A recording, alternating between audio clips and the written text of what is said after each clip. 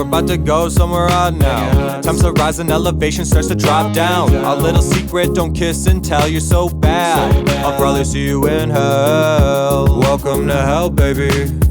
This is podcast hell. So, Radical Neon.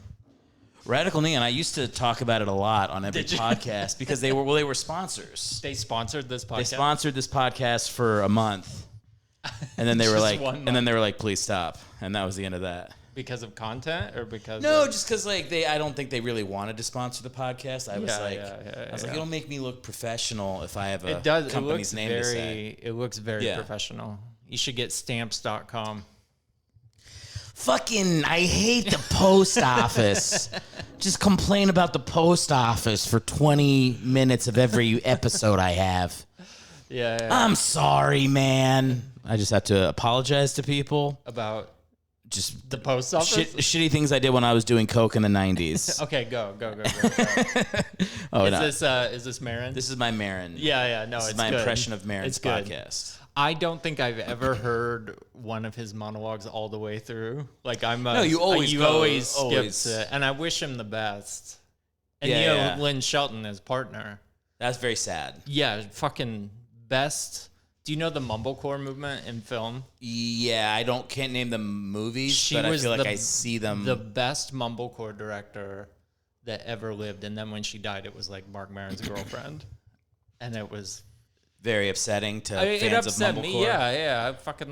I love Mumblecore. Yeah. And it was very sad when she died. Are those movies like Chasing Amy or? Chasing Amy would be like the era that they call that is like the Rebels on the Backlot era, which was like the ones that Harvey Weinstein raped into existence. Yes.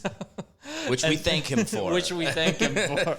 Harvey, if you're out there. But Mumblecore was like, it was the first generation of films where people could do, if you didn't stage anything, you could make a feature.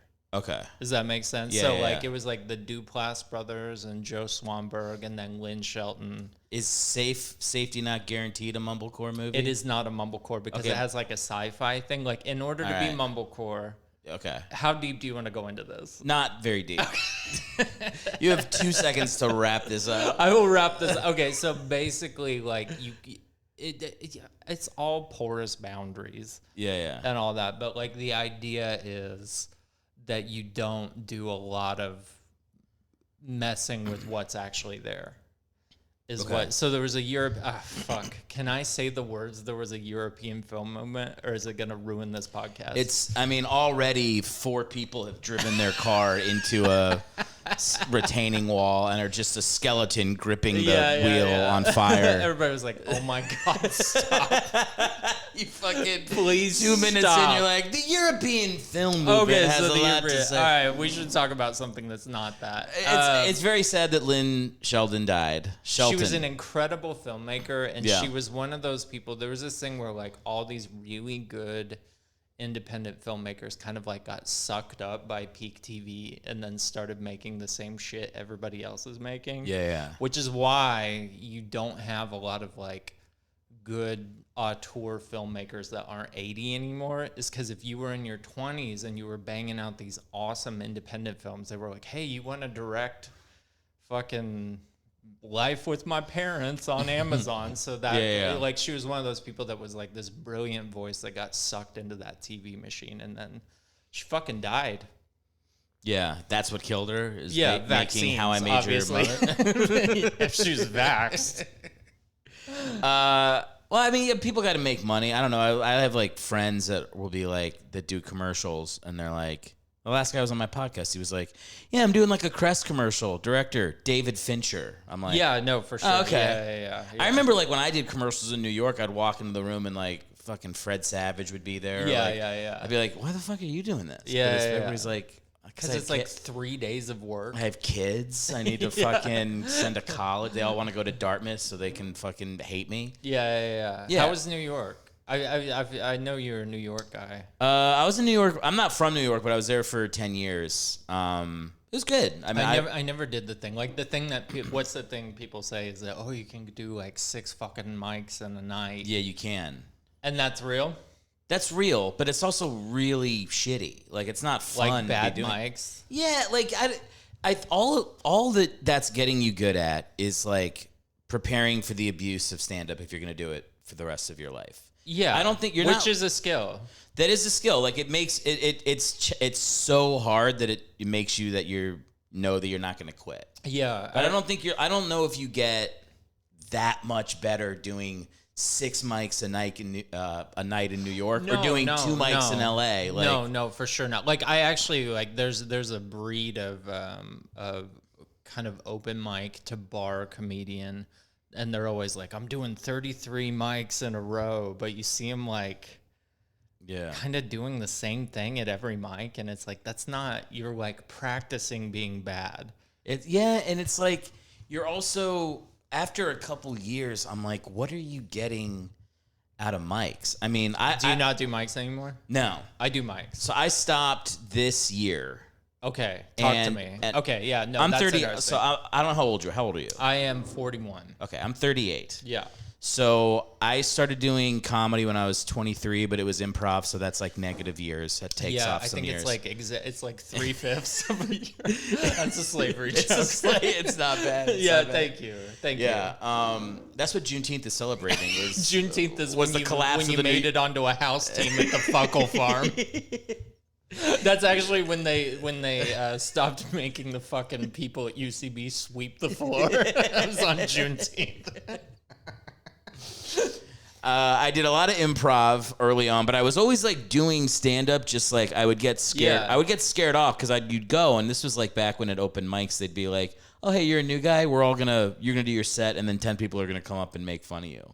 So it was like very brutal back in the day. I had a guy I was doing, so I was always a film person, like always film. And then I would do improv because it's just like in Chicago, that's what people did.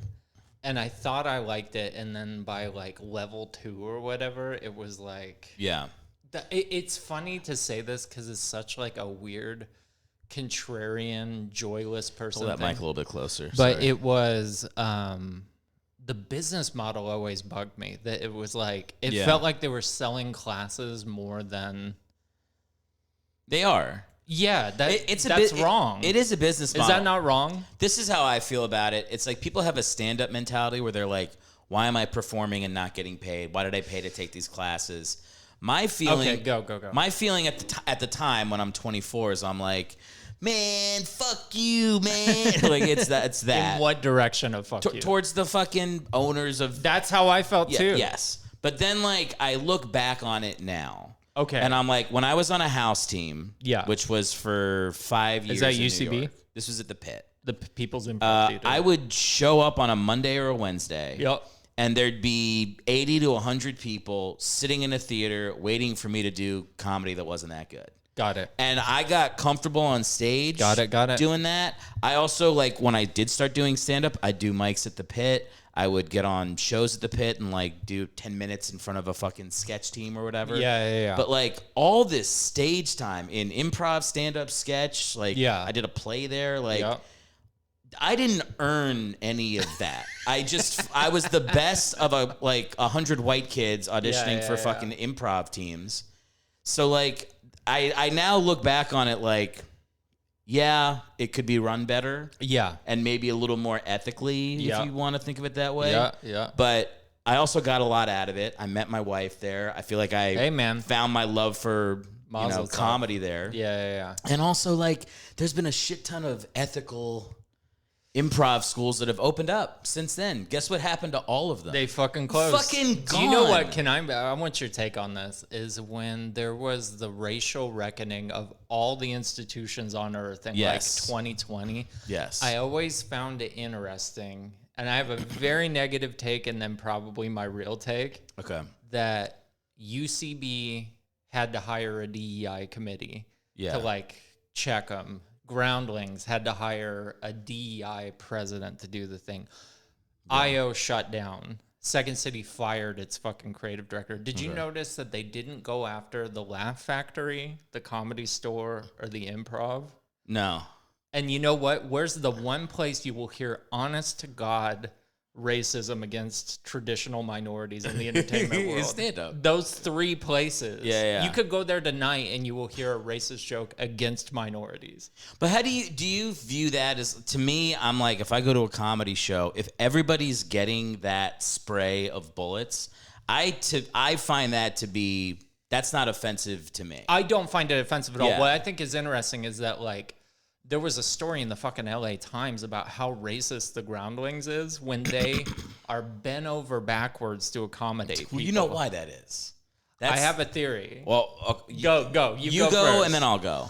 My theory is, do you know Senator Barney Frank from Massachusetts? Yes. He said that current protesters don't go where they're needed. They go where they'll find the least resistance. Mm-hmm.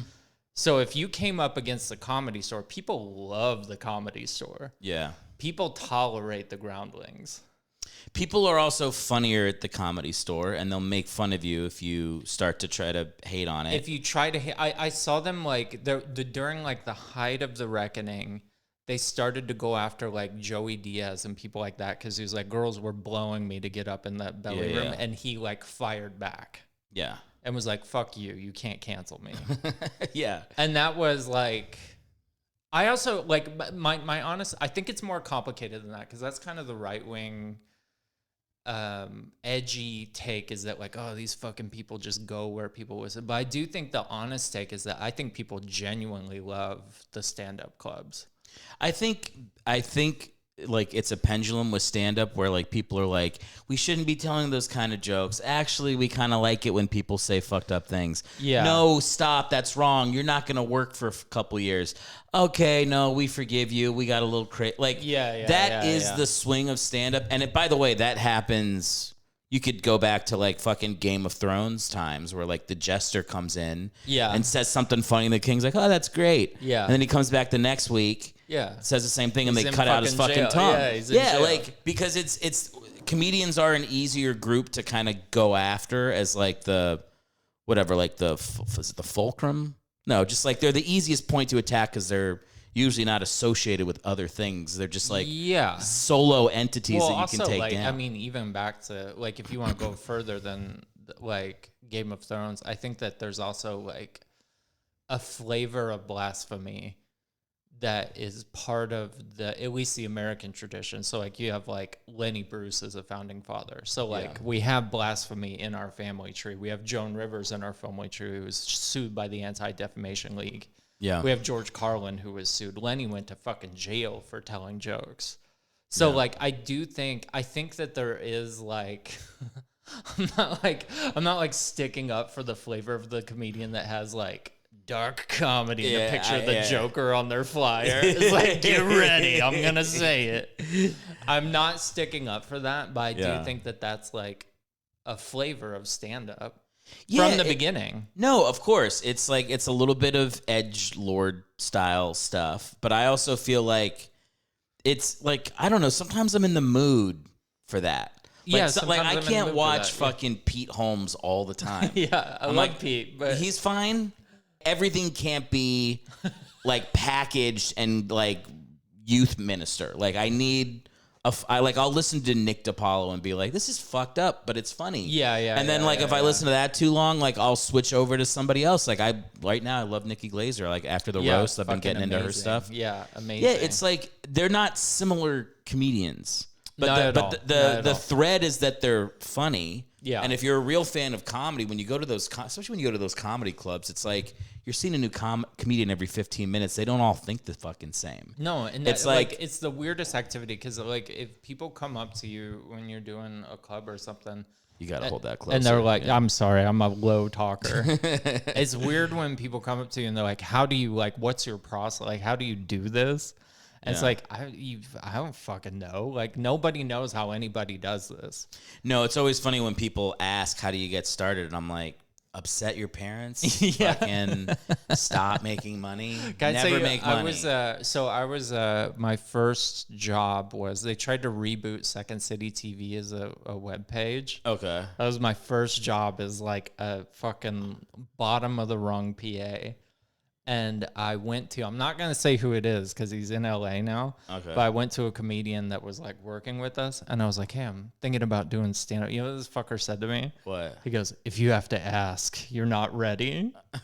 And I was like, you can tell me to go to a fucking open. Yeah, it was not just. You know what's funny? It's actually like, it's a super woke comedian. Yeah. But he was like part of that like nerd melt, edgy nerd thing. I probably know who it is. I have an idea, but I'm not. Do you have an idea? Don't say who it is. I have an idea.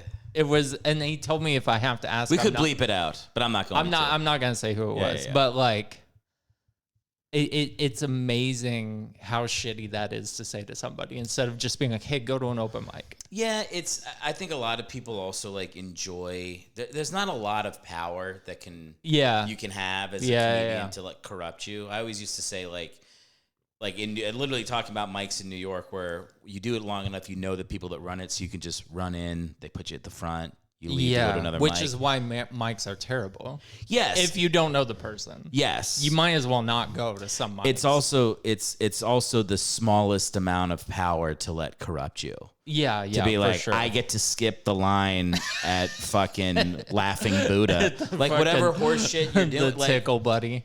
So I think that's just I think that's a human thing anywhere. Like if you're in a regular office job and you have to go to somebody for advice and they just get that fucking smug look on their face. They're like, never fucking mind. It's an obnoxious human trait. We had that today. I'm working on a film right now.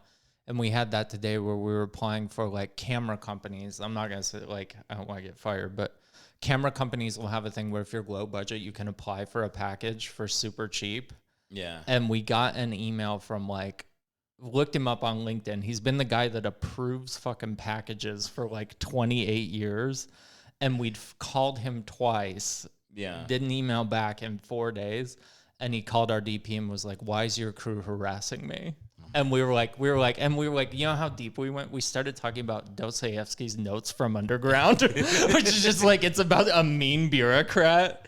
And we're like, oh shit, he's the mean bureaucrat. Yeah, that's like, all those characters that exist, that you can find examples of them in real life. I mean, it's fucking pathetic. It is pathetic, but it's also like, it's fucking like, if you're at that job, approving paperwork is never going to get better. So you are incentivized. Like the fucking like Nietzschean will to power is to do the least amount of shit and still get paid. What is it? This feels like I'm just giving like fucking dad speeches, but like whatever happened to just fucking crushing it at the job you're doing and then trying to get a better job? Like just fucking do a good fucking job. I think that there are people that if you're good at what you do at a soulless corporate job, they give you more work because everybody is retarded. Okay. So like if you there's is either Lao Tzu or Confucius that had the piece of wisdom that was the tall grass gets cut, like don't stand out. Yeah. So like I think this guy is like, I'm going to answer my email every 3 days. And if you call me to follow up, I'm going to push back on that. It's the Office Space thing. I think Office Space is actually the best example of that, where like you are incentivized to do as little as possible in most bureaucracies. Yeah. There's no fixing that. The fixing that is that we live in chaos. The fixing that is there's like because the thing is like in the 50s you could like move up.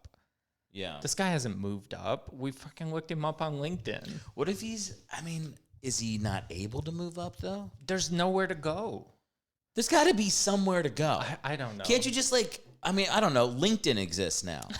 You don't have to go like fucking hand your resume to another guy in a suit. You go up to the Wall son Street. of a bitch and say, I'm the man for the job. You just go on LinkedIn. You pay like $20 for the premium membership. Maybe. And you answer requests for like a new thing. Or you start a mail signing business. I have so much sympathy for the defeated bureaucrat.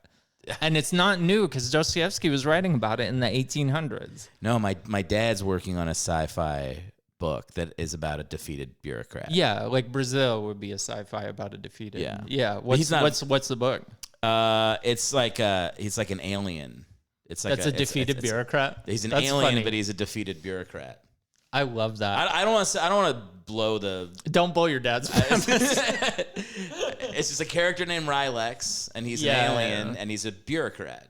Amazing. And like amazing. They use the characters use him in different ways to achieve their means, knowing he'll be self-serving and kind of lazy. Yeah. It's a cool character. It's a good idea. Like, And he's got little lizard eyes. hell yeah, he does. I don't know. I made that part up. I haven't. It's fucking sci-fi. They all have lizard My eyes. dad should have some art.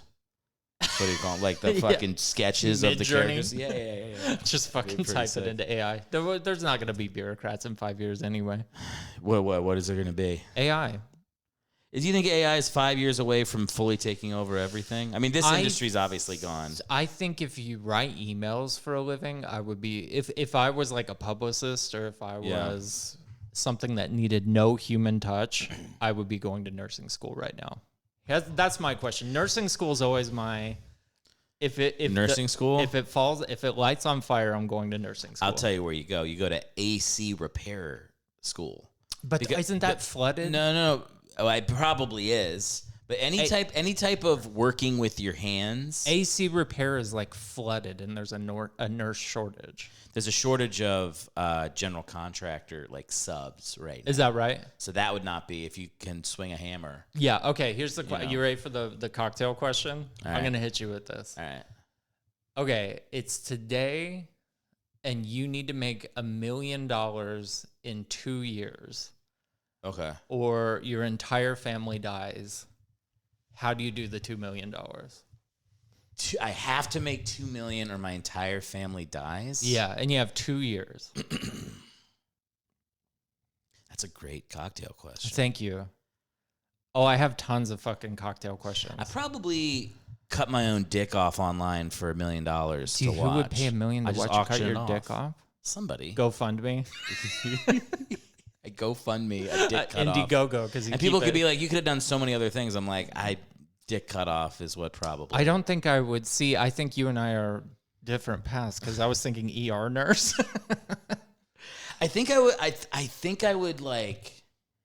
I don't know. Like I have a little bit of money now from my job. I think I would like try to get into like the stock market. Like find. Does that do that well though? I think Dogecoin. I think if you find someone that will like work with. Yeah. Usually like I think a stockbroker is probably like 200,000 minimum to start. But if you're just like, nah, I'm gonna be like, here's 10 grand. Do you think they do it? I need you to turn I'll fucking hold a gun to their wife's I head. just became. This is like I've been broke my entire life, and Yeah. I just became financially solvent 2 years ago. Congratulations. And compound interest on a savings account, like on a brokerage account, blows my fucking mind. I found out about it like a few months ago. It blows my fucking mind. Like, I make, like, you make thousands of dollars by not doing shit. And then, Don't like, touch you it. meet these trust fund kids, and it's like, that's what you guys have been doing? Yeah. Like, you've never had to worry about this. Because if you get Yep. to, like, 250K, it's not like the end of the world financially, but it's like, you could coast. Yeah. No, my dad gets like military retirement. Huge. And he's shown me he's shown me some of that. Yeah. And like what you make when you just say, Huge. I'm like, that's fucking great. It's fucking great. crazy. It's, cops is get what it too. is. Cops get it after I think 10 years on the You service. could or be 10 a cop. 15. You won't get the millions. You won't get $1 million. What if it was 10 years? Because I don't think a nurse would be $2 million. If it's 10 years, I would do what I'm doing now, and I would just fully focus on becoming a great sales rep. Got it. Because if you go up in that, you can make 400,000 in a year before. Is taxes. that right? Yeah. Good Lord. Selling what? Right now I'm selling software. I'm not anywhere near that level. I'm trying to move up. As comedy goes down. What I'd do is I'd write a type 5. there's one guy at the company who's like, he's at that level where he's making close to that. Yeah, sure. And he's like, I'm like talking to him. I'm like, I'm doing I got like a weekend in Albany, and he's like, bro, you make $75,000 more a year, you'll never go to Albany again for stand up. That's so good. I'm like, I don't know, bro. It's so but then good. like I've started to get closer. I'm like, I can see what he was saying. I can see what he's saying. It's too. very hard when you, especially if you're like working hard at your day job and that's your thing and you are making money. You're like, you get to the fucking weekend, you're like, I'm gonna go take shit from some fucking drunk dude in a club, or I'm gonna like fucking relax and enjoy that I have money for the first time. Stand up is so like addicting. Yes, like when you do it. Especially I don't know how you are. Like, I think there's like different types of people, but like as soon as I get off stage, I'm like, fuck, I want to go do it again. I know. Right. Well, because I'm like, if I just move this around and I move, like, as soon as I get off, I become like fucking limitless. Like, do you ever, do you ever like do longer sets, or are you just doing like? No, I do longer sets. Yeah. Yeah. That's out of town. This is what I'm trying to do in my stand up now. All right. Is I am not getting up in LA. At all. I don't try. I mean, if somebody asks me, I'll do it, but like I'm not pursuing that at all. Sure, I'm not doing mics. I could give a fuck about getting into that scene of like, oh, we got booked at the Night Hub, whatever fucking shit is popping off on Instagram. I'm like the Instagram shows though. I don't. I love them. I hate them. Okay, talk to me. This is what I did. I got booked in doing like a very small club with like 40 people in the audience in North Carolina. Amazing. But I got to do 45 minutes 2 nights in a row. That's amazing. And if I add that up, that's more than I would do in mics and bar shows in LA in like fucking 2.5 months. I did. No one will know what show it is by the time this comes out. But last night I did a bar in Pasadena. Yeah. 4 audience members. Like 20 comics. Great. And then there was a fucking like junior achievers mixer going on in the back of the bar that was not happy we were there. And it was like, I was like a pig in shit, because it's like, if I can do something here, then I'm golden. Do you know what I mean? Like, this is the test right here. Yeah. If you can make something happen here. No, I hear, look, But I'm also a sick person. Yeah, clearly. Yeah. I mean, I feel like I am at the place now where I'm like, I know that to get better at stand-up, I need to do longer sets. I agree, yeah. I don't think I'm not getting any better at mics. I'm not getting better at a fucking bar show doing 10-minute spots. Like, I'm trying to put together, like, an act, and I'd rather, like, make money, do my podcast, even if I do stand-up, like, once every 2 months, but it's, like, a weekend in Cincinnati, I'd rather do that. Yeah. Can I hit you with the best cocktail party question? You just already hit me with. No, that was the second best. I still don't have an answer for fucking two you said million. you were going to cut your dick off. I'll cut my dick off. Okay, I guess I do. I don't think you'll get $1 million from that. I love you dearly, and you're made in God's image, but I don't think people will pay. Well, how are you going to make $2 million in 2 years, or your family dies? What are you going to do? ER nurse. But you're not going to make $2 million doing that. Maybe crime. Maybe I'll kidnap someone. Yeah, I don't know. Can you do $2 million in 2 years? Maybe that's impossible. I might strike a deal with a billionaire.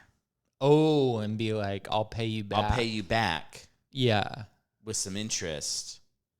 But like, I need $2 million. I think, can I tell you something? And I apologize deeply. I think the cocktail party question is like 1 million in 10 years. Yeah. 1 million in 10 years is doable. You just need. I think a nurse could do that. A nurse can do that. A sales rep, and I think a lot of people. Can I can't fucking sell though. You just have to like stop buying online porn and hats. Pass. I'm staying where I'm at, bro. I'm staying where I'm at. My family can fucking eat a dick. What was the second? This is I've heard this one at like getting to know you thing. Okay. What is the band? And you can go into solo offshoots from the band that has the biggest gap from their best song to their worst song.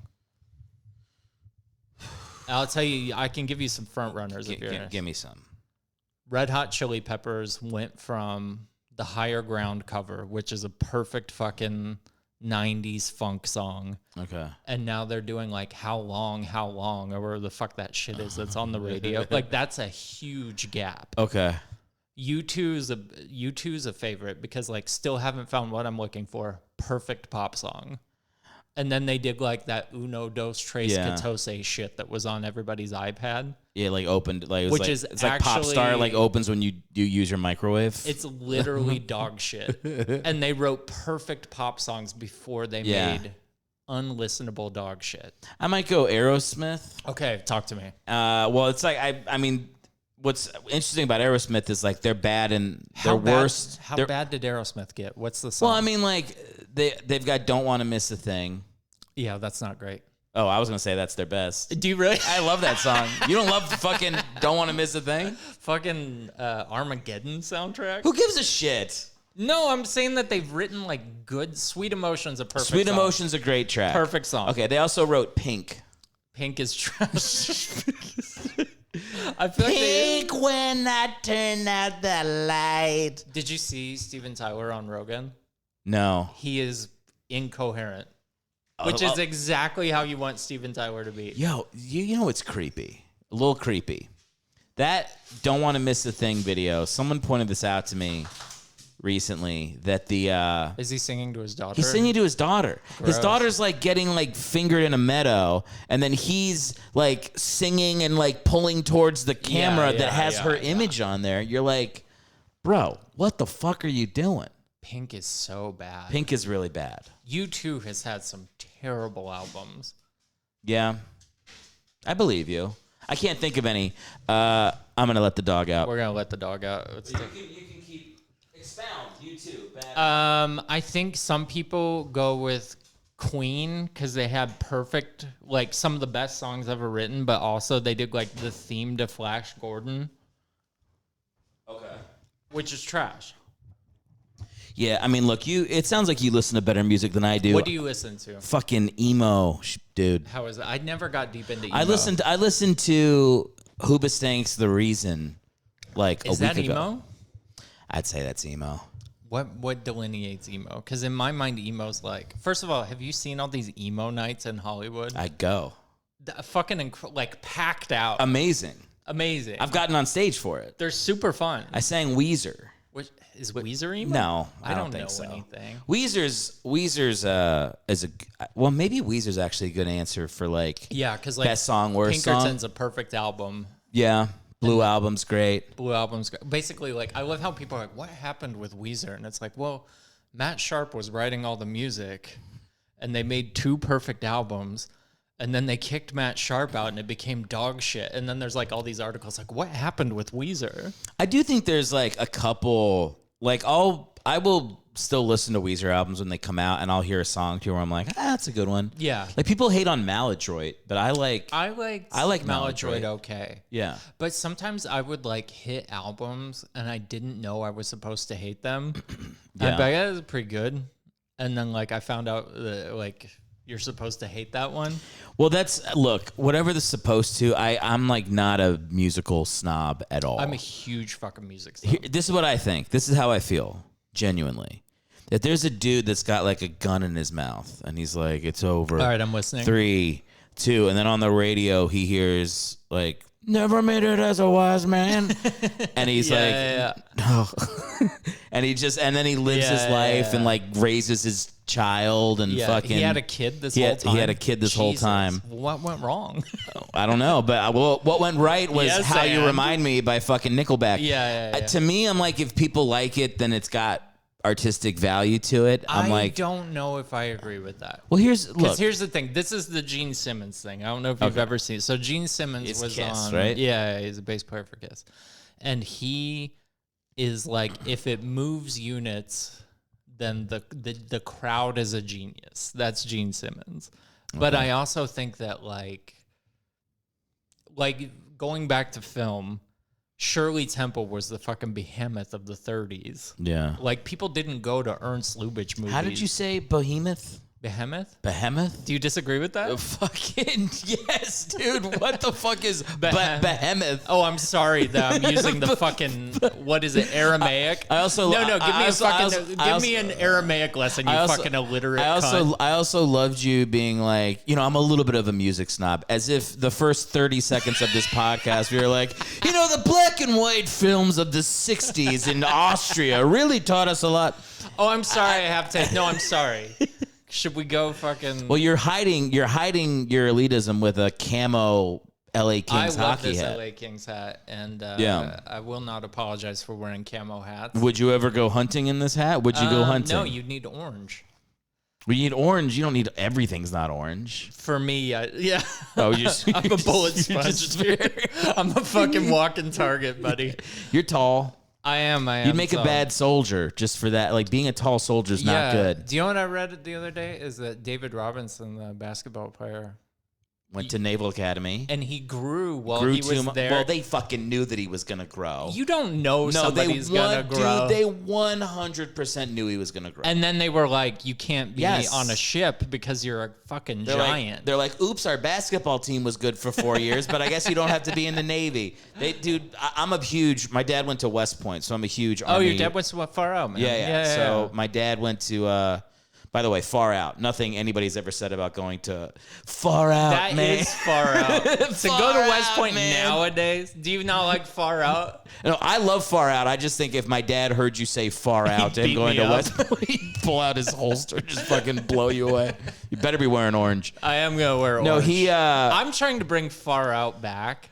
bring far out. And I can't. Do you know what happened? Is I worked on a project where it was like there was like a hippie character. Yeah. And I started like in post, I saw somebody saying far out, and it was like a virus in my mind, and I can't stop saying it. Yeah, you know what I've been bringing back? What's that? I go peace. I can't do And it. I I can't do it. And let me say, look, what's great is I've been doing it enough to where people will piece me back. Yeah. And I'm like, it's working. Do you? I have a story, but I was getting ready. No big deal, but I was getting ready to run the San Diego Marathon, and no big deal. Okay, no big I'm deal. just fucking awesome. How many kilometers did you get there? How many kilometers is? I know how many miles. 26.2 or something. 3? 26.2. 26.2 or I kill myself. You're gonna kill yourself Use over his that. sword to fucking. So I was getting ready to do that, and this is just about like how infectious interactions are. Is there was this guy like when you run a marathon, you're in groups. Like not everybody starts at the same time. Yeah. And I was wearing an LAFC tank top, and this guy covered in tats, just like roided out Mexican dude was in my group.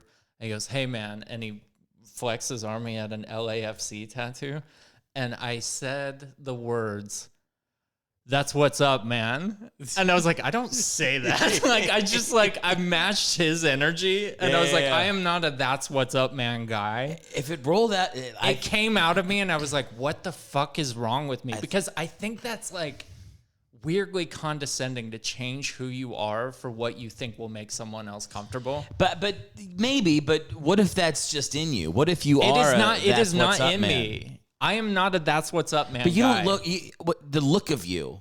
I wouldn't. If you had just like told me that before we'd spoken a word. If I said "that's what's up, man," you would be like, that belongs coming out of that mouth. Yeah. Look, you know what? I say thanks, brother, to people a lot. Like I sound like Thanks, brother's lovely. You I think have so? thanks, brother. To in me, me in my head, I go like, "Am I fucking Hogan in the '80s?" Thanks, brother. Yeah. But I just made a choice. Like, you know what? I like calling people brother. That's a vibe that I feel. I'm a huge brother. I'm a huge far outer. Yeah. I am not a "that's what's up." But man. I think if it comes out of you, then you can say that you have it. It's not in me. I refuse to accept this. Look, I used to write poems. Okay. When I was it's pretty gay. And in the poems, I'm coming out. Yeah, the whole time. This one is called, "Please listen to me. I am not joking. I am gay." My teacher's like, "See." Yeah. No, in college, I took a poetry class, but I used to love writing poems, especially like when, again, emo music, girls breaking up with me. I'd get into poems. I would never sit down now, like if I was sad about the world or like confused about Israel Palestine and be like, let's fucking bang out a haiku on this bad boy. But like, there was a time in my life that was very important to me to perfect my poems. I had dozens of poems. So I can't say that I'm not that guy, even though I've changed a little bit. Like that's still, but if you've changed, buried deep. Okay, I understand what you're saying. I almost misunderstood you and then felt it happening. So you're saying that person's still in there? Of course he is. If something happened to my wife and I had to say goodbye before I wanted to, or if my dog dies, dude, I might bust out a poem. Yeah, I might have it in me. This is gonna be a huge surprise, but I actually love Bukowski a lot. Okay. And I always I actually live a block and a half from the Bukowski house, which is like... You got to tell me who Bukowski is. He was a poet he was a mailman in Los Angeles and just wrote poems about being a degenerate. Okay. And he lived in Hollywood, so he's like LA's, and it's like a lot of like white dude with drinking problems idolize this guy to the point where one time I went to Bukowski's grave, and I was like walking around with the little app to find the grave, and there's like a Mexican family like holding a vigil, and the dad just goes, "Are you looking for that poet?" I was like, "Yeah." So like this guy goes to visit his son, and there's all these white dudes with like broken hearts looking for Bukowski's grave to the point where he's like, "Fuck." Yeah. It's like one of those graves where you go there and it's like cigarette butts everywhere, so people are like putting their... Yeah. He wrote a poem that I think is one of the wisest things I've ever read, called "The Genius of the Crowd," which is about how hateful the average person is. Yeah. Like how that's like their thing. The average person has incredible hatred in everything that they do. You think they have as much love as they have hate? No, I think love is very rare. Yeah. And I think hatred is actually, I think it's the base emotion. I think it's the surface emotion. I think it's the surface. I don't think it's the base. I think love is the base and hate is the I surface. disagree. But let me say this. Yeah. I think a lot of people don't get to the core.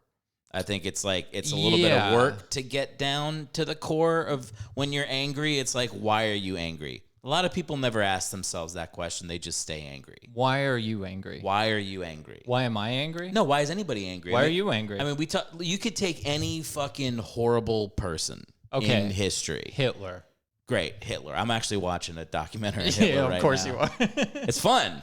But yeah, it's go not ahead. fun. Fun's not the right word. Why but it's is fascinating. Why is Hitler? Well, because they show baby photos of him, and he was a cute kid. He's a very cute kid. Was it Norm? I think Norm had the joke. He's like, "You think Hitler's mom was like, why are all these time travelers trying to kill my baby?" I had a bit I did on this podcast a million years ago that I clipped that did well, where I was like, which is such a fucking, that's worse than you talking about fucking European films, is me talking about clips of my own pod. But about like, you don't have to kill a baby. You could just go back and like stop his parents from fucking. That would be so much better than having to strangle the life out of a child. You're like, I'm starting to think you want to do this. It just seems like you want to kill a kid. Yeah, just like make his dad late one day. Yeah, like, oh yeah. That's really funny. That like... Or like make his parents like tell him a funny joke before they come, and then the dad laughs. Yeah, and then it's happy blows semen. Fucking Hitler all over the sheets. Yeah. Hitler. I mean, the documentary. What was I fucking saying before? Why Hitler's mad?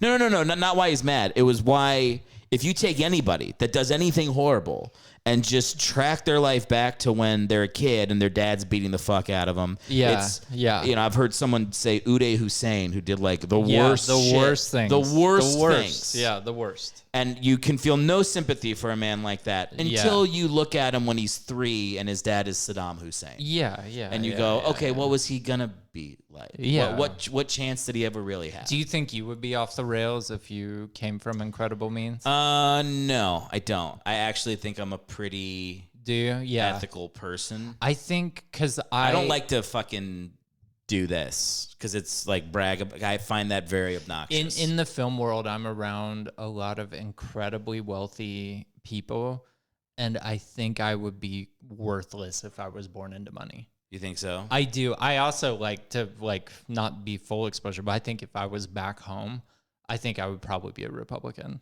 Yeah. I'm almost sure I would be. I'm almost becoming one now. Yeah, it's I have terrifying. I have such a contrarian streak that I think I also this is getting into gay poetry again, but I think that there's there, brother. No place for somebody with a genuine contrarian streak to go right now. Mm-hmm. It's very hard if you don't like things. Or even if you're a person who likes to understand the other person's argument. If somebody comes and they're like, I'm pro-life, what I'm supposed to say as a good LA resident is fuck you, run you over with my car, you hate women. Yeah. When what I could say is like, well, if you really believe in your heart of hearts that babies are being murdered, you're being very polite about it. Yeah. Like, that's the actual truth, is that I might disagree with you on certain things. I can see your point. Yeah. And I can, at the very least, I can state to you in a way that you would agree what your views are. Yeah. And then start from there if we're going to have a discussion about it. Yeah. Do you know who Alan Watts is? He's like a No. He was like a hippie lecturer. Anybody listening to this, he used to do the morning radio program in San Francisco during the hippie years. Okay. And he's just like, Is this the guy that like turned and then like was telling everybody to have kids and became a huge Republican? No, I'm thinking of a different guy. Yeah. But he had this brilliant point about pro-life, which is, he said that he was talking about evangelicals, but I think it actually applies to woke people too. I think they're like very similar. I think they're the same people. Having grown up with evangelicals, but Alan had this point about evangelicals. He's like, they don't say what they mean. They say what they feel like they should believe. So he's like, if you honestly believe that there was a building in your town that was killing 100 babies every day, you would take up arms against that building. Yeah.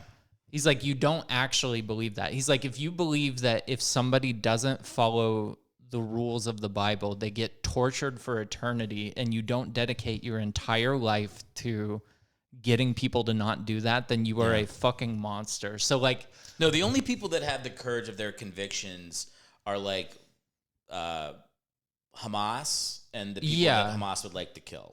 Like, and unfortunately they're neighbors. No, it's like that didn't work out. It really is like if you really believe something, like the power of belief isn't like the fucking stigmatas. You ever seen videos on stigmatas? I love stigmata videos. Okay.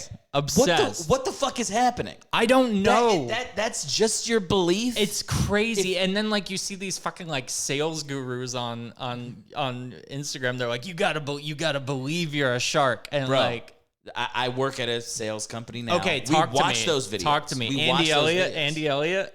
I don't know about names. He's like the bald-headed guy that wears shorts and is like, you gotta want it more than you want air. I don't know about him, but I know there's like this Asian dude that I watch a lot. He comes up in a lot of our meetings, and it's like he just. What's he do? What's his bit? His bit is just being fucking relentless on the phone, and he's like, you never, ever accept no for an answer. You make them hang up on you.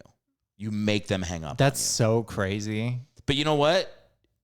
It does it work? Yes, it fucking works. Okay. Dude, I do it. I was doing it moments before you came over. I was doing it. Did it work? I closed the deal at 5:00. You came over at like 5:40.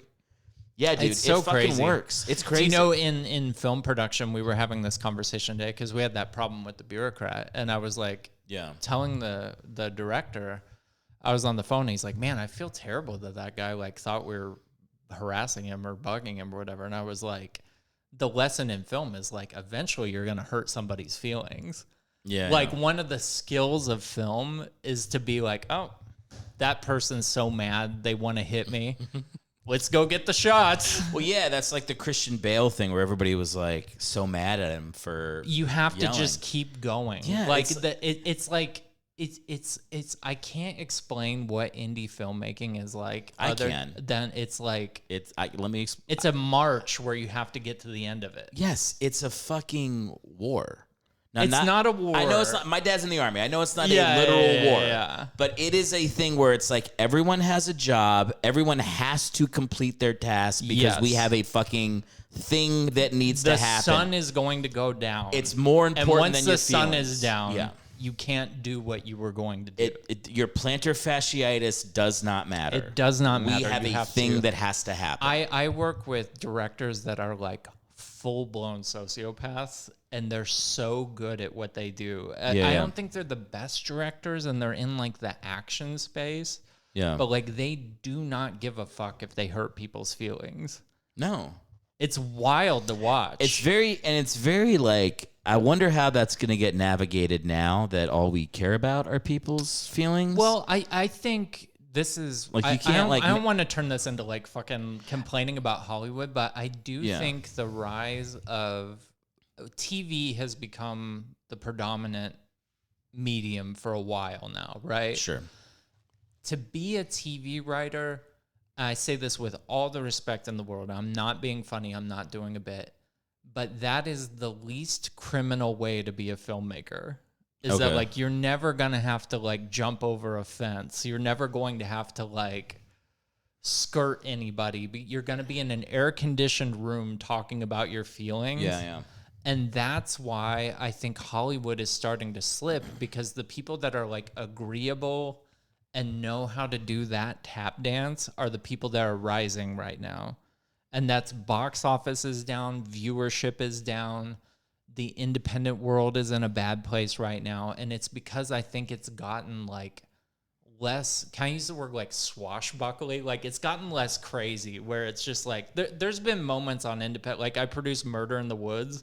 There were moments on Murder in the Woods where I was just like, this is fucking a criminal venture right now. Do you know what I mean? What we're doing right now is not okay. Yeah. And I don't think that happens if you write for Uncle Fuckos on CBS on Wednesday. And the people that write for Uncle Fuckos are the people that are like rising right now.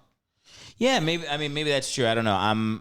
I'm a little out of the game, so I wouldn't know. Yeah, I'll take your word for it. It's just different. Like it's a very like considerate group of people right now.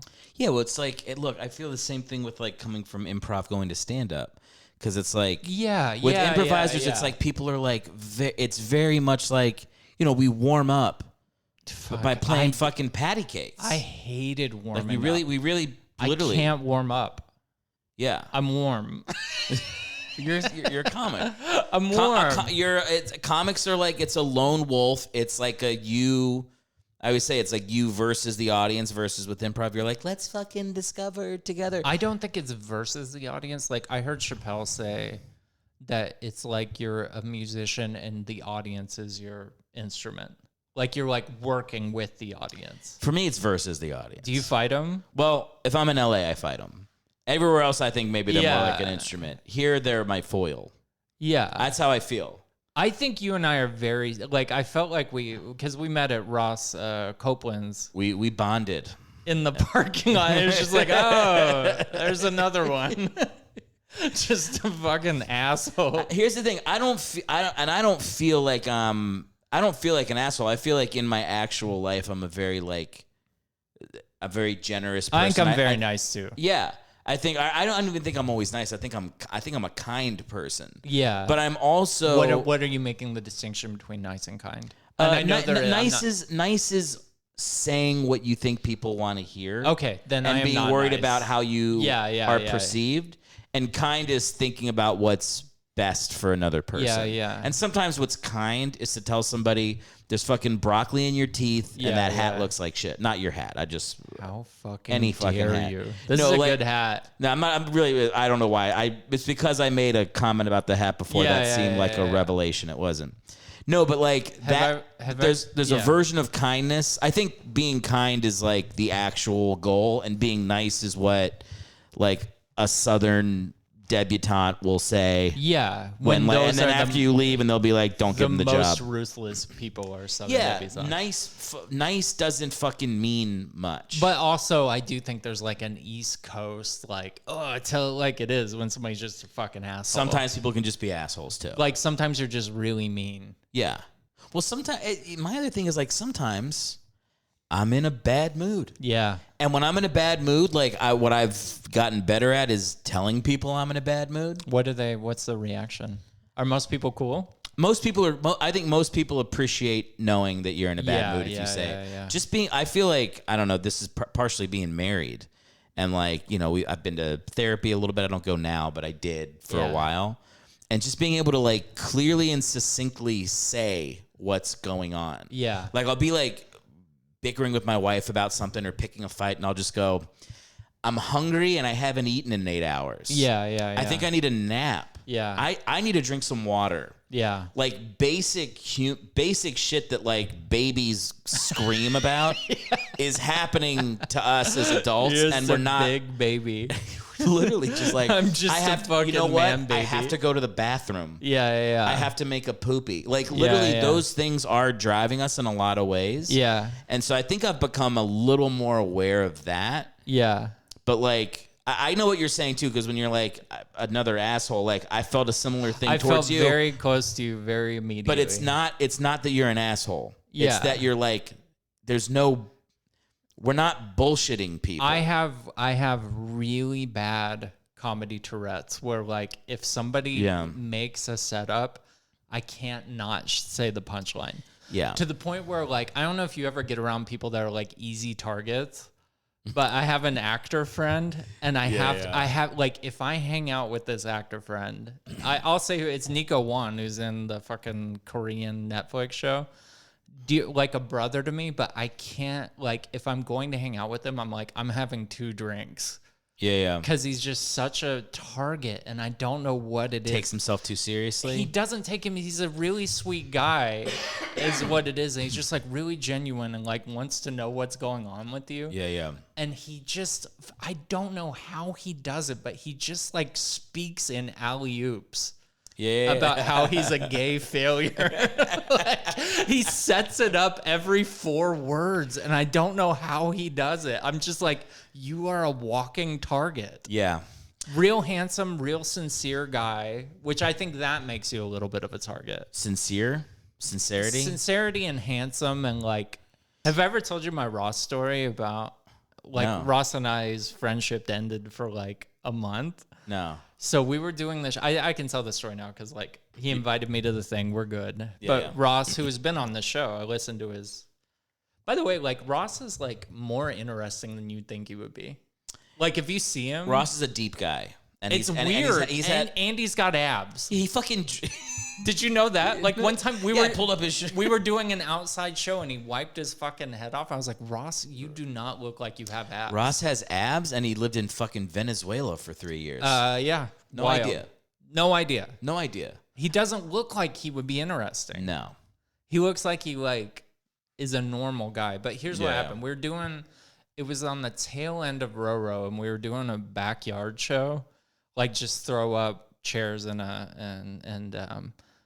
we were doing this thing, and I went on after Ross, and I will say he's very funny, did a great job. He ate a bag of dicks that night. Okay. It happens to all of us. Sure, it's hilarious.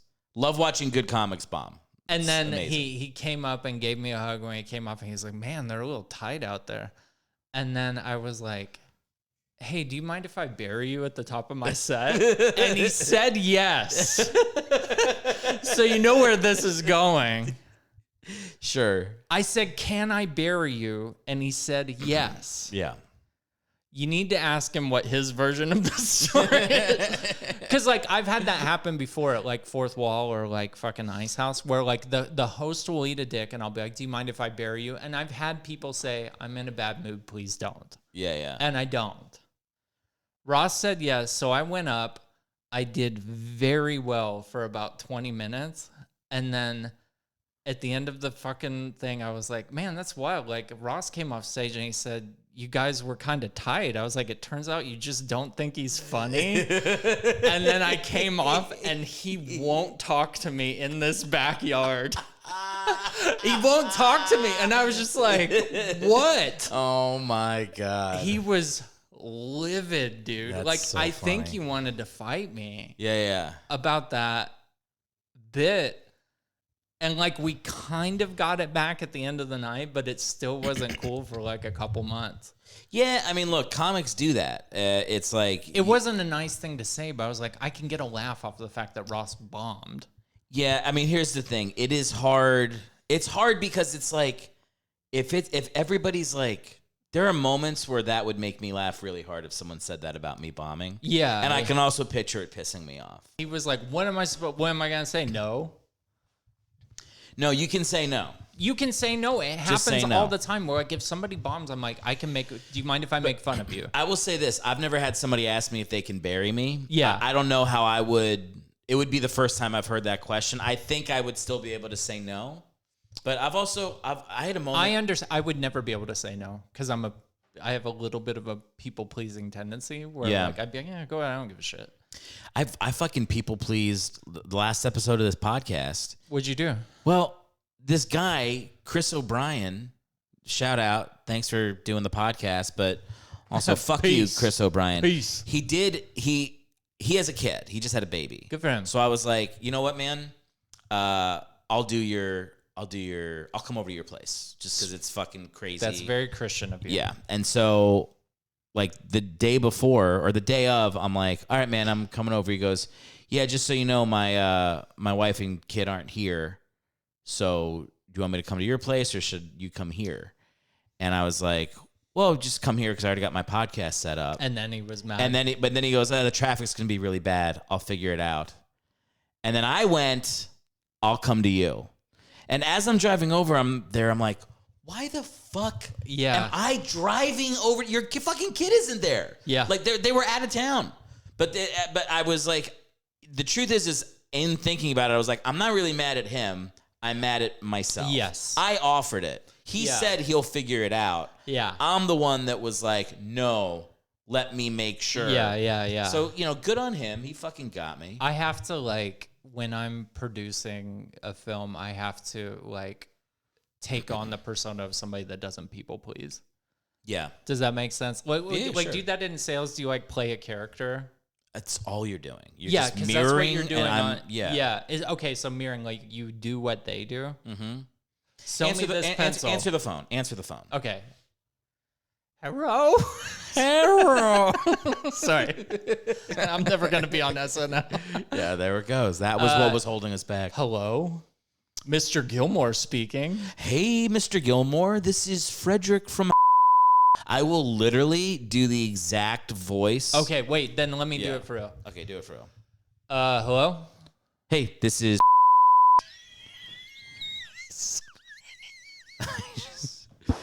If they answer slow, I answer slow. If they answer fast, I answer fast. I just fucking... Do you do the accent? I'll do the full accent, too. No, I don't do... No, there are no accents. I'm calling general contractors in fucking Nebraska. They all sound the same for the most part. I do call interior designers, so I will get gay guys. Do you turn on the... Yeah, I fucking flirt with gay guys. How is it? Well, I flirted with a gay guy yesterday, and then he didn't buy something, and I was like, fucking tease. I wasn't doing this for my health there, buddy. I was just gay for nothing. Yeah. I did flirt with a gay guy. Yeah. To me, I'm like getting hit on by a gay guy. I take that as I had an experience recently where our casting director that we work with all the time is a trans woman, and she likes to go dancing. So, like, it's usually, like, I don't know if you've had these nights, but it's usually, like, the third or fourth location where we're, like, we've hit, like, 4 places. And her name is Candido, brilliant casting director. And she'd be like, let's go dancing at Akbar. And, like, I have, like, every part of me is like, I want to go home. But I, like, don't want to miss out on hanging out with the team. Yeah. So we went to Akbar, which is, I also found out Akbar is apparently where in West Hollywood, they used to do an ab check to like get into the Abbey and stuff. Like you had to like have a 6-pack to get into the Abbey. Nice. So Akbar in East Hollywood was like the refugee gay bar for uggos. Great. Amazing, right? Yeah. Amazing. So it's the Uggo bar. So we go in there, we're all dancing to like fucking house music or whatever, which is not my vibe. I don't know if you caught that from the European film references, but I don't know how to do this. But there was this little fella that was dressed like a little gay cowboy in Akbar. And he came up to me and he had like bedazzled roses and you say shit. Little fella, are you talking like a little person? He was not a That's little person is the way to not say midget. he was a little fella, not a little person. He was a little fella. Okay. Very small guy. And I just went, hey dude, like your blazer. And this dude followed me around like Pepe Le Pew the rest of the fucking night, like on my shit. And at one point, this is how hammered and people pleasy I was. A dude that was like 5'6" at one point fucking twirled me and I went with it.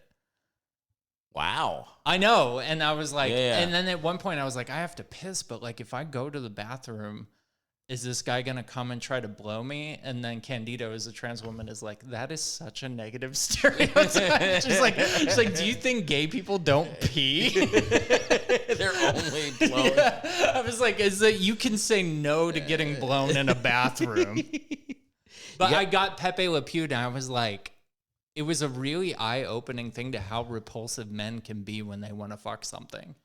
Yeah, it's kind of like, dude, follow, like, I was like, okay, see you, and I go dance with, like, another group of people, and, like, some people from the office that aren't from the set came down. I was like, oh, my friends are here, gotta blah, blah, blah, and this guy was just like, everywhere I went. I had a dude in New York that I went to school with that was a gay guy. And he got bullied really bad when I was a kid, and I felt bad. Yeah, I wasn't friends with him, but like I just knew him. Yeah. And then when he was, I found that he lived in New York. I lived in New York. I was like, hey man, hey, I just saw you lived here. It's been a while. Hope you're well. I think I know how this goes. Hope you're well. Yeah. And then it was like 2 years of these like drunk things at night. Messages on Facebook, me being like, yeah, man. Did you recognize like the feeling? I recognized the feeling like the second or third time we like talked online. Yeah. Again, on Facebook. And then it would be me being like, bro, I'm straight. Hey, did you get the wrong idea? I got a girlfriend. And then eventually it was just like getting like explicit to where I had to like get rid of him on Facebook. And then I saw him. How was he doing? I was walking in the street with my wife in New York, and I see him outside the fucking Comedy Cellar. Yeah. He was like, whatever the building is right next to if you're facing the Comedy Cellar, the building to the left. Yeah, I don't know. He was like singing or something, like with some group. He was singing? He was singing. He's gay. So he's singing. Stereotype. And he saw me, and I saw him. And then I was like, thank God I blocked him on Facebook, because I would have had probably dick photos flying my way at that point. He had an eye to eye after you've been flirting for years. Yeah. No, it was very uncomfortable. Yeah. And it was like it does get like key you in to be like, oh, this is how a lot of women feel. That's what I felt all the fucking time, where it's just like, I just want to hang out with my friends, and you're fucking following me around Akbar. It's hard. I think it was an important. I'm glad I had the experience. I'm glad I had this experience, actually, because I'm like, obviously I'm still gonna get hammered and text people at 2 a.m. Well, you know what it actually made me like understand was like the rule in corporate America now is like, if you like somebody and you want to date them, you can ask them one time. Is that the rule? And if they say no, you can't ask again. Yeah, that's the rule. That's a good rule. They talked to me, but they did it at my company now. They said that. Jesus. And when they said it, I literally thought back to that. Yeah. Me telling that dude like, I'm straight, no, and him continuing, and I'm like, yeah, that's the harassment part. Is you just like the fucking feeling people get of being uncomfortable. Okay, this isn't a cocktail party question, but this is Candido, who's our casting director, is on some sort of board for LA Pride. I feel like, and we were at a bar after working pre-production on a film. Yeah. And we get a text from Candido, and it says, I have VIP passes to see Ricky Martin at 9 p.m. just hanging out with your dudes. And we were like, that is the most, I'm not sure if I want to go to that text I've ever, because like, I don't not want to see Ricky Martin. Yeah. But also like, do I want to see, like, it was like, I was like, I've never had something where I don't know if I want to go to it like that. And not because it was Pride or anything. It's just like, could give two fucks about Ricky Martin, but like, you're also not going to forget that night. Yeah, I would not go. I went. Oh, was it good? He is mesmerizing on stage. It's very good. He's mesmerizing on stage. Like, and I was That's like, great. Of course he is. He's been doing this for 30 fucking years. I'm not a big Ricky Martin guy. I'm not either. I know Live in La Vida Loca and She Bangs. And then like 3/4 of his set was in Spanish, but that dude like got after it. I'll tell you who I would go see. I'd go see Enrique Iglesias. Okay, I'm listening. I'd catch some fucking I Love Hero. And this was also LA Pride, and Ricky is a gay fella. Big fella. Big guy? Big dude. Yeah? I think he's on. You might be on the roids. I think he's on the gas. He's roiding out? Do you know how I knew he was on the gas? This isn't nice. How? he had tank tops that he made sure that they like puffed out on the bubble gut. So you couldn't see So he has a gut. the roid tummy. Okay. Do you know about roid tummy? I don't know roid tummy. So if you do HGH, your organs grow with your muscles. So HGH dudes will have like huge shoulders and stuff, but then they have bubble tummy. Yeah. So like if somebody's on like anabolic steroids, they'll have a 6-pack, but if somebody's on the HGH to like make their shoulders bigger, they'll get a little tummy tum. Ricky. My brother, we were on this is like, I don't know how funny this story is, but I already love it's the hardest I've ever laughed in my life. Yeah. And I was on a cruise with my brother and my whole family, and we did karaoke every night. Hell yeah, you did. And I have a decent singing voice. My brother does not. Yeah, yeah. And I was singing a song with my brother. They thought my voice was his. Yeah, yeah. That's clearly what they thought. My brother's a very good-looking guy. I'm a quarter Latino, so is he. Yeah, yeah, He yeah. looks more Latino than I do. You said you have family in So, Mexico, right? Yeah. Yeah, far out. So they asked him to sing Ricky Martin on like the final karaoke night of the thing. And he says yes. My sister gets asked to. She's a great singer. She like did it semi-professionally. And my sister's like prepping the whole day. She sang Like a Virgin by Madonna. Oh, yeah, she She's did. prepping the whole day. Like she's learning the song because it's like, it's not a karaoke. It's like, it's a show. So you have to like know the song. There's like a band. There's a live band. It's a fucking, karaoke. it's the big, these are all the best Yep. karaoke people. My brother's just like in a hot tub, like fucking hitting on chicks the whole day. Yeah. And I'm in the hot tub too, but I'm like, bro, you need to go fucking learn your shit. Stephanie's like drilling her fucking song. He's like, I got it, man. So is the plot of Dirty Dancing? I've never seen Dirty Dancing. Yeah, me either. It's Yeah, all right. So you write poetry, but you haven't seen Dirty. Sure. I haven't seen Dirty Dancing. Yeah, sure. I've seen the one scene. So anyway, we get to the show. My brother's fucked. Like it's in the big audit. There's like fucking 500 people in there. It's wild. a real show. There's a full wild. band. There's a host. They have dancers that come out and like do fucking numbers around the singers. My sister goes middle of the show, crushes it. And my brother had like nervously like written the lyrics to Live in La Vida Loca on his hand. Sweat so much, all that stuff is gone. Yeah. Comes out on stage and like just with a full dancing and band behind him and just bombs Live in La Vida Loca as fucking hard as I've ever seen anyone bomb. Yeah. And the best part, dude, is it's on tape. Yeah. They gave us a recording and I've showed it to like 10 people that aren't in my family. And they're like, that's one of the funniest things I've ever seen. Just he bombs eating shit on every time I watch it. There's a new there's a new level of how. Like at one point, the last one we noticed was me and my wife. Is he goes, woke up in New York City. Oh my God! He whispers, "Oh my God," into the microphone. As there's like chicks doing fucking high kicks like right next to his head.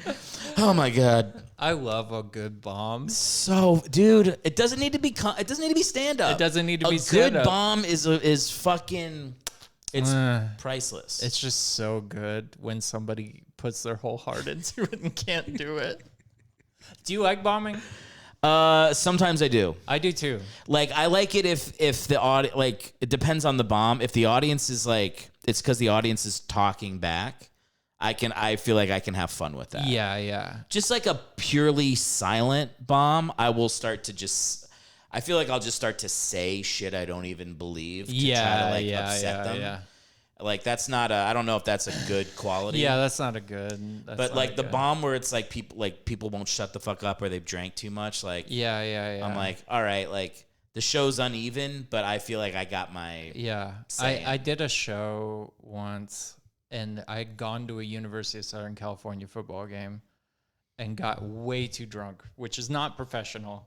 Yeah. But I didn't watch the audience come in.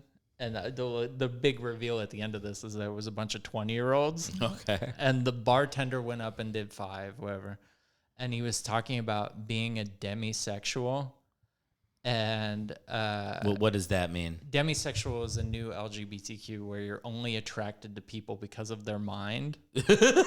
Yeah, and he was talking about how like he doesn't know if that makes him part of the LGBTQ community. And I went up immediately after his bartender that I know, and I was like, he was asking if being demisexual makes him LGBTQ. I was like, that's the gayest shit I've ever heard. And it was dead silence, and I just heard someone go, "That's not funny." And I was like, oh my God. Man, they really, every 3 weeks, they find a new word for bisexual. Yeah. It's like, just say you're queer.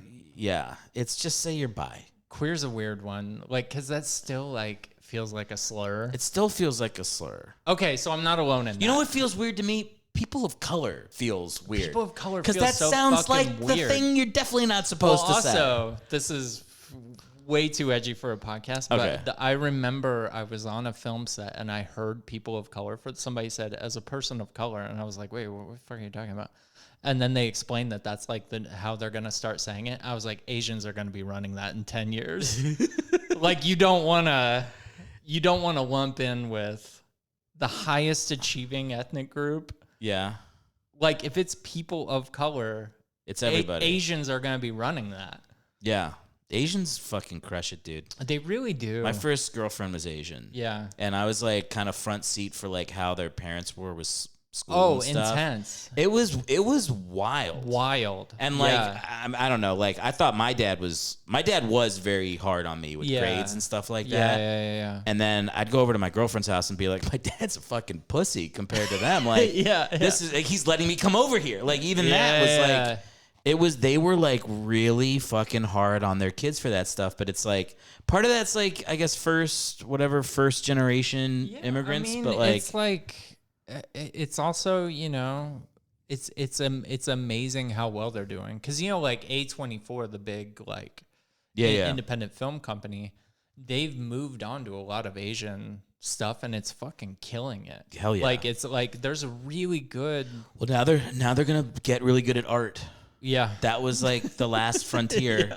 And now they're getting good. They got some great comics and stuff. And they got a guy on SNL. Oh, yeah. Yeah. They got a guy. They did. They got rid of Shane. They could have had both, but they Do you went know no. what I heard, though, about the Shane Bowen Yang thing? Yeah, is what? that Bowen had nothing to do with that, and like they Of get course. along. They get along. I would have assumed that he had nothing to do with it. Yeah. Because when you're getting onto SNL, Yeah. I think the move is to shut the fuck up and just try to get to the first show, regardless of what's happening. Yeah. I doubt you're getting hired and going like, oh, and by the way, I know I'm the last person in here, but if you don't kick that guy out, I'm gone. Because I heard the same thing. I listened to his podcast and he talked about Bowen he being talked a cool that they guy. were cool, but that's like, and he was talking about how weird it was to read in the media that like that was the problem. No. And he was like, Bowen's fucking cool. No, the problem was that SNL didn't look at putting an Asian person on their show for fucking 40 years. That's probably more. It's probably more on them than it is on the one guy who just got the that's job. like I like how it's like when they're like, oh, Shane did an impression of an Asian person. Like, what? I hope you took all the fucking John Belushi and Mike Myers posters down too, because there was that sketch, like it's like the golden years of SNL, and it's just like, hey, wouldn't it be funny if John Belushi was fucking Asian? Yeah. And then it's like, hey, you remember like Mike Myers is a fucking Asian talk show host? And it's like, that's the whole joke. It's like, aren't they kooky? Are you talking about the one with Chris Farley where he gets his fucking nuts? I feel like Mike Myers has done like Asian dude in several different forms. Yeah, he probably has. I mean, look. And I'm not saying that I'm like offended by it. I'm offended that they like all of a sudden became the fucking moral police on that. Like, don't cash a check on the way up and the way down. But they're not the moral police. What it is people got upset, decided you were going to be upset about this now, and they went. Like, people were upset in the 70s that they had like Richard Pryor on, and they were like, "Hey, good, you're upset. Go fuck yourself." Yeah, but I don't think maybe that's true. I don't think SNL was ever like as punk rock as they like to pretend they were back in the day. I think it was what do you think? I think it was a show on NBC. Yeah, it's not very punk I don't rock. think that's very fucking punk rock at Yeah, all. it's not very DIY. I think it's just a. They didn't do it themselves. Yes, it's not mumblecore at its best. Here's what I'm annoyed by is that like, and I keep putting caveats on what I'm saying because I'm a coward, but like. What I'm tired of is the same people being like, oh, we got to do something about this. And it was like, you were the people that were there when it was happening. Sure. So like the best way I've heard it described is cashing a check on the way up and cashing a check on the way down. Like you have these institutions that are like, we apologize for, like Groundlings sent a fucking email to their entire mailing list. Like, we apologize for being a racist institution. Donate here. And it's like, if you're a racist institution, then lock your fucking doors. Right? Like, why are you still here? Kramer locked his doors. Yeah. Kramer. By the way, I love that tape. It's just like, Dude, do you know Kramer's coming back now? I've heard he's coming back. He's doing his little tour. He's got a book. And when he talks about his book, I'm like, he's a fucking annoying actor. He seems like a real actor. Yeah, his stand-up proves he could not handle the shattering of his ego. No, it was his book is called Entrances and Exits, which already I'm like, ugh. And then like Entrances and Exits. And then I heard like, the first question somebody had for him. They were like, "So your book? Yeah, what's it about?" And he's like, "What are we going to talk about?" He goes, "Well, it's about the comings and goings, the entrances and exits of my life and how you come in and come out." And they're like, "Remember that time you said the N-word 50 times and we all hated you?" Do you know my favorite part? This is not an original thought. Like, I know people have talked about this a lot, but my favorite part of the Kramer meltdown is that he tried to dismount by being philosophical. He did. Yeah. Do you know, he goes, these words, it's so these good. Words, these because words. you can just you can see the math in his head. He's like, I fucked up. Hope nobody had a camera. But here's the thing. I don't That even word. think he probably wasn't worried about a camera because he was the first guy. He was the first to be guy caught on camera doing something. That word. It's like, no, we know the word. word. Yeah, we're familiar. Everybody else knew. He said it with so much anger, though. Like, he was did. I mean, losing his fucking mind. I mean, look, he had a legitimate, like, that's like a weird, nervous breakdown type thing. Yeah. I don't think he needs that to. Word. That word. All of a sudden, he's George Carlin. These words. We need to discuss what's just happened. And just quietly on stage. That word. That word. That's so That is a great moment. That's kind of like my brother's "Oh my God." Yeah. Oh my God. I don't like that Kramer had a meltdown, and obviously, like, you should. No, he's a very funny. Look, Kramer. That character's awesome. That character's so awesome, I forget his name all the time. Michael Richards. Michael Richards, yeah. But wait, it is right to call him Kramer. Yeah, no, he's Kramer. He's Kramer. He's Kramer. Kramer's amazing. Kramer's amazing. It sucks, like, if you think about, like, there's different. If you have such a good character, like if you're like Kramer or you're Urkel. Yeah. Like, the only thing you can do is you can either just, like, Urkel, Jaleel White, is just Urkel. He's going to be Urkel. He's Urkel forever. Or you can do what Kramer did and you can scream the N-word 50 times. Yeah. And then you're more famous for being a racist. Yeah. And then you kind of balance it out. Yeah. But there's no, like, just going into another career. You can't just be another character. You're done.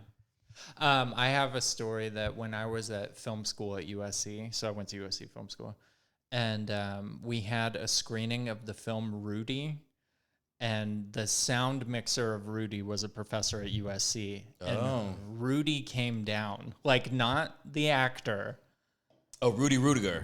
Rudy Rudiger huge came piece down. of shit. Listen to this. This is my He's a Rudy huge story. piece of shit. I want to hear it. Oh yeah, I want to hear why he's a piece of shit. Should I not share this? No, go for it. So I was a student worker in the dean's office. Okay.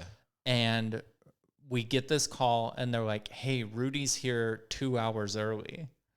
Like, can somebody just, like, take Rudy around?"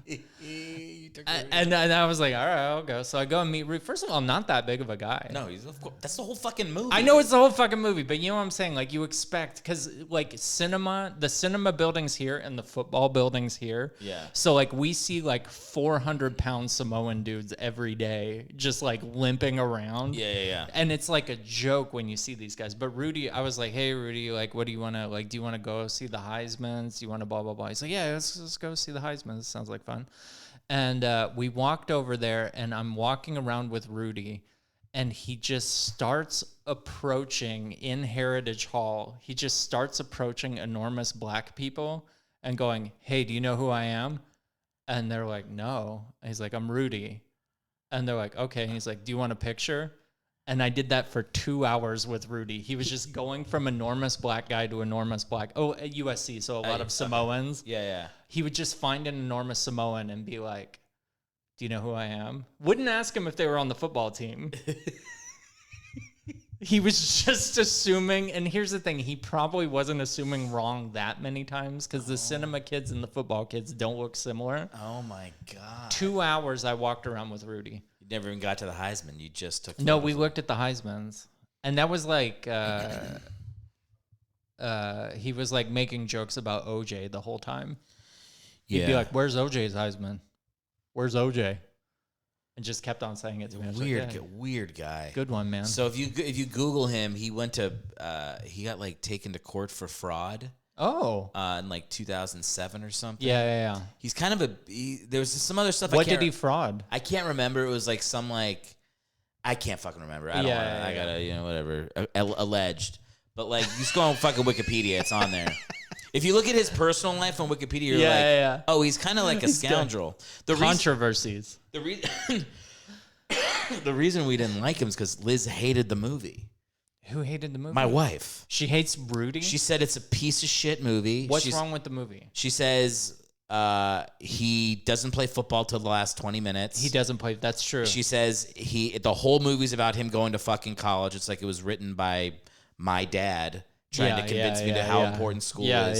She's like, it's just one big ad for Notre Dame. Yeah. He's a dork. Yeah. And that in the end, it's like inspiration porn. Like they just put him in the game to like, as a, like, oh, look at the little guy. Like he doesn't like earn his way onto the field. He doesn't earn his way onto the field. He does not earn his way onto the field. And he would never walk on now. Of course he wouldn't.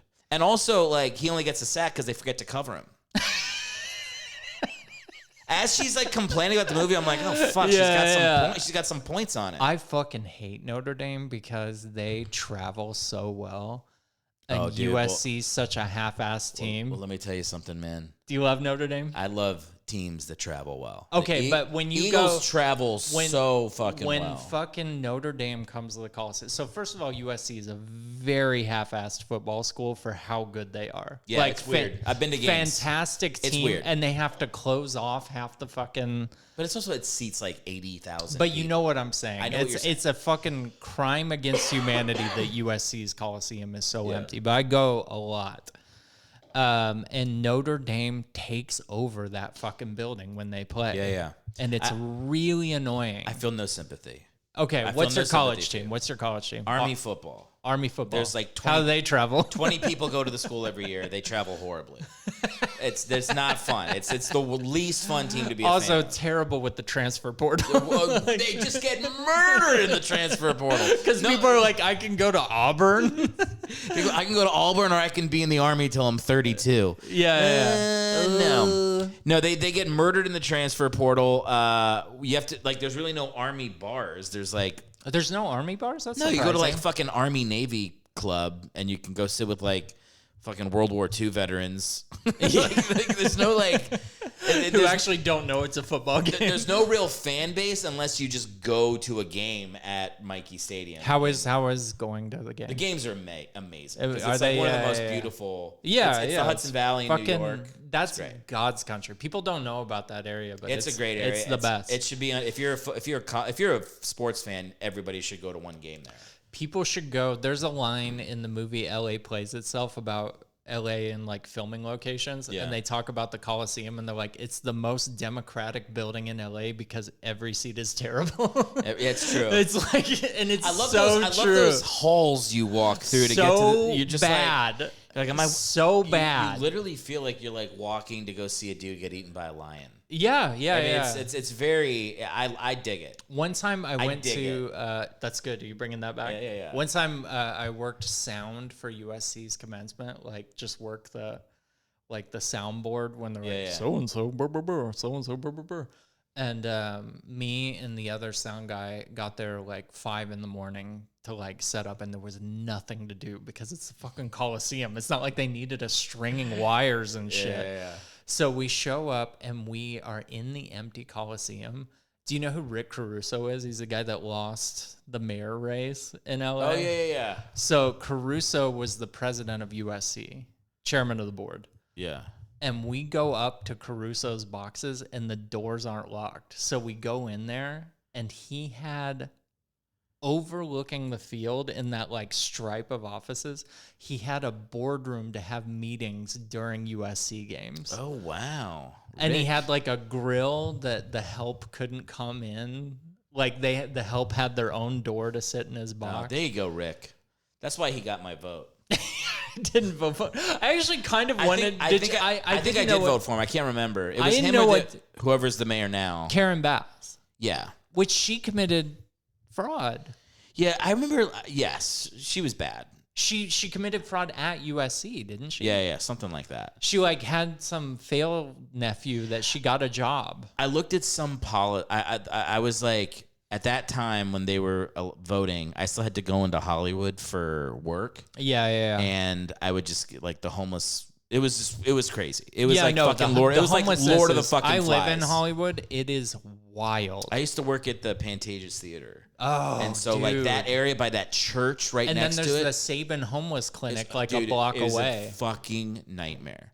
I have like a knife next to my car. I had someone throw a bottle at me. I saw these two dudes boxing in the median one time. How was their form?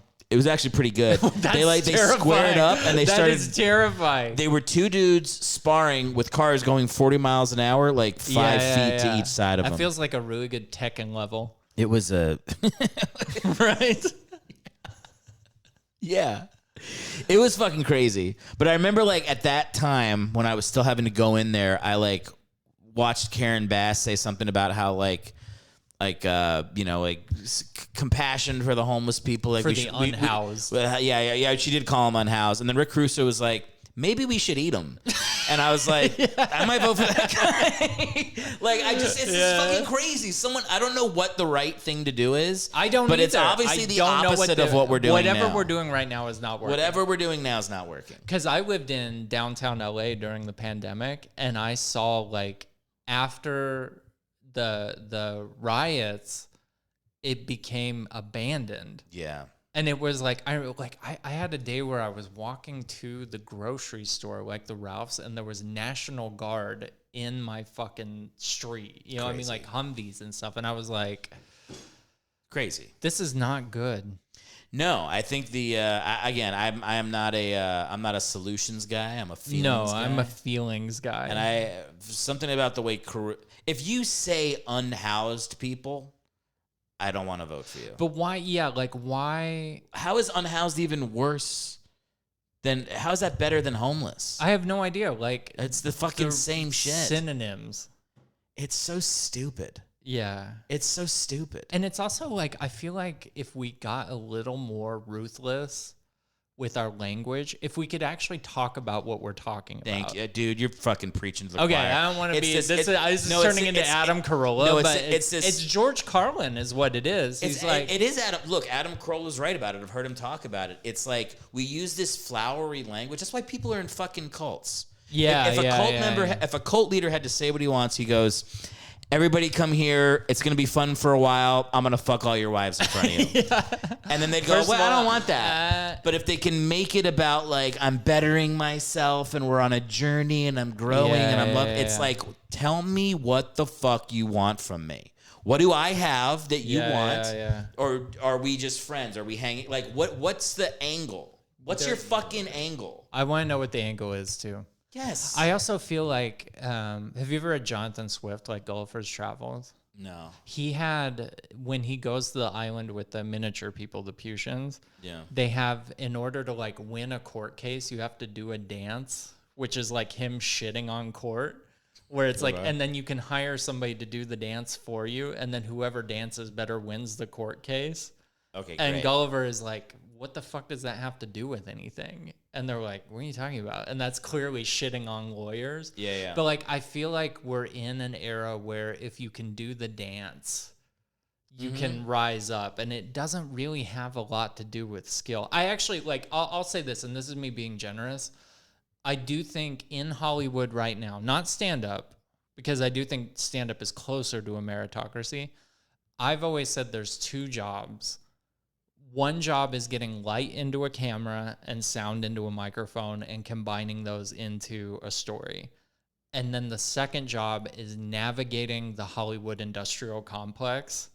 And you have to do both of them. Like you have to, and some people can just do job one and they need somebody to do job two for them. And some people can just do job two and they need somebody to do job. And that's like partnerships. But I do feel like there's two different jobs right now. There is job 3. What? Which is taking... I was gonna say taking my dog out to take a shit, which I have to do right now. But but having to blow somebody on set is good too. This was great, and you should come back, and I will have you back. At RDG Comedy on Instagram. Thank you so much. Can I pitch me and Ross could come back, and we could do Rashomon with the fucking story? Yeah, we should fucking get to the bottom of that. Thanks for coming, man. Hey, thanks, man.